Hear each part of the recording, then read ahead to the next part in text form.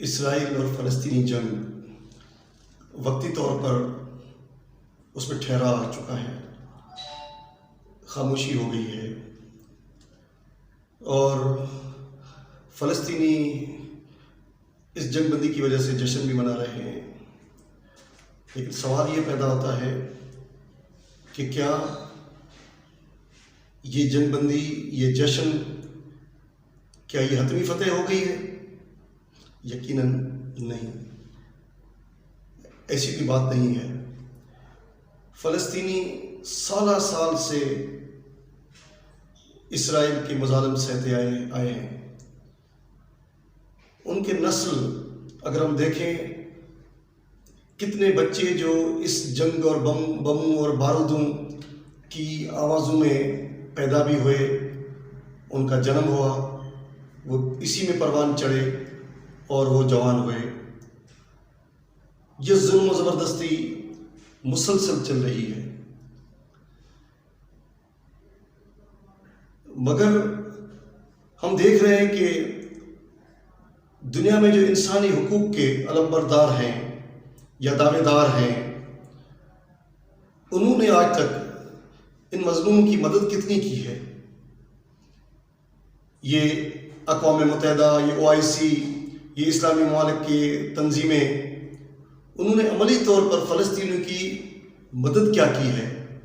نہ فقط فلسطینی، مگر کشمیر میں ظلم و زبردستی، یمن میں، بحرین میں، لبنان میں، اور اگر دیکھیں تو نہ فقط جنگی ظلم و زبردستی مگر اقتصادی پابندیاں، کبھی ایران پر، کبھی لبنان پر بمباری، یہ جنگ و جدل، یہ آخرکار انسانی حقوق کے ادارے جو لیبل لگا کے بیٹھے ہیں کہ ہم انسانی حقوق کے علمبردار ہیں، وہ کیا کر رہے ہیں؟ اقوام متحدہ، اس کو اگر عملی طور پر دیکھا جائے تو 5 غنڈے جن کو ویٹو کا اختیار حاصل ہے، ان کی اجارہ داری ہے۔ OIC ہو، پھر ہم تھوڑی دیر کے لیے دیکھیں کہ اسلامی ممالک کی فوج بنائی گئی، 45 ممالک یا 52 ممالک، اس نے مسلمان مظلوم ممالک کے لیے کیا کیا؟ کچھ نہیں کیا، کچھ نظر نہیں آ رہا۔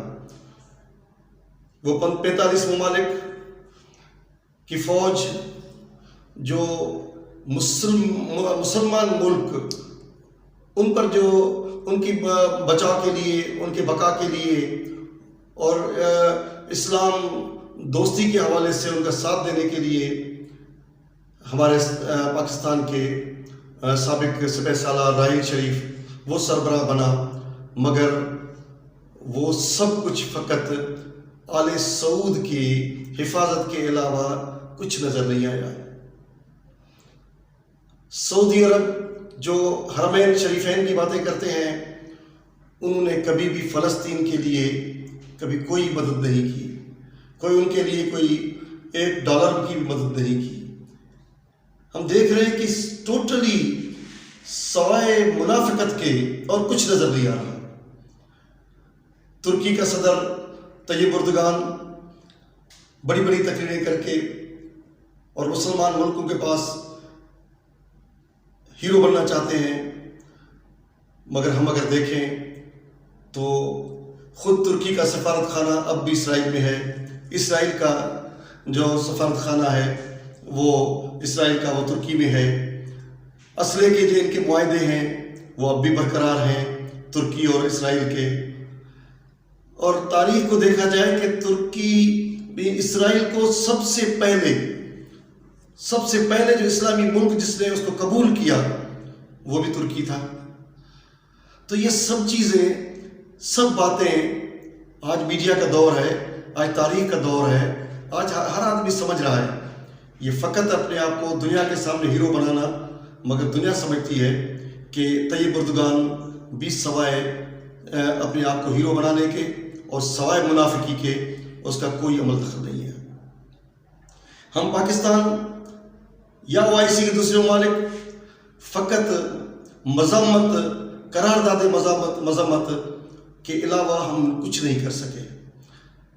ایک طرف سے تو بموں اور بارودوں کی مسلسل جو بمباری ہے، اور دوسری طرف ہم ہیں جو قرارداد مذمت کی جو ہے وہ ہم بمباری کر کے لوگوں کو بتا رہے ہیں کہ ہم یہ کر دیں گے، ہم وہ کر دیں گے، مگر پریکٹیکلی ان مظلوموں کی مدد کوئی نہیں کرنا۔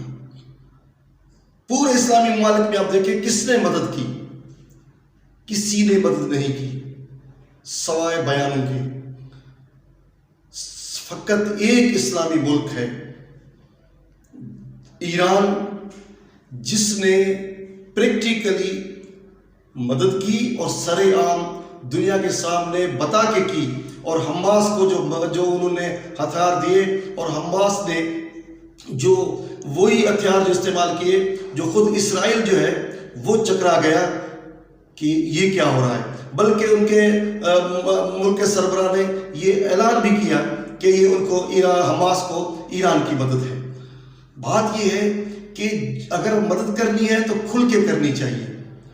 اب اندازہ لگائیں کہ خود حماس نے شکریہ ادا کیا ہے تو بھی ایران کا، اور جو ہے وہ بلکہ اسرائیل کے وزیر اعظم نے بھی جو کہا ہے کہ ہم نے جنگ بندی کی ہے، جو معاہدہ کیا ہے، وہ بھی حماس میں اتنی طاقت نہیں تھی اگر ان کے پیچھے ایران نہ ہوتا تو۔ یعنی ایک بات ہے کہ اگر ارادہ مستحکم ہے، اگر ارادے میں طاقت ہے اور عزم ہے، استقلال ہے، ولولہ ہے، پامردی ہے، تو پھر وہ مقابلہ کر سکتا ہے۔ ہمارے یہاں یہ ہے کہ ہم جو کچھ کر رہے ہیں سوائے لفاظی کے اور کچھ بھی نہیں ہے۔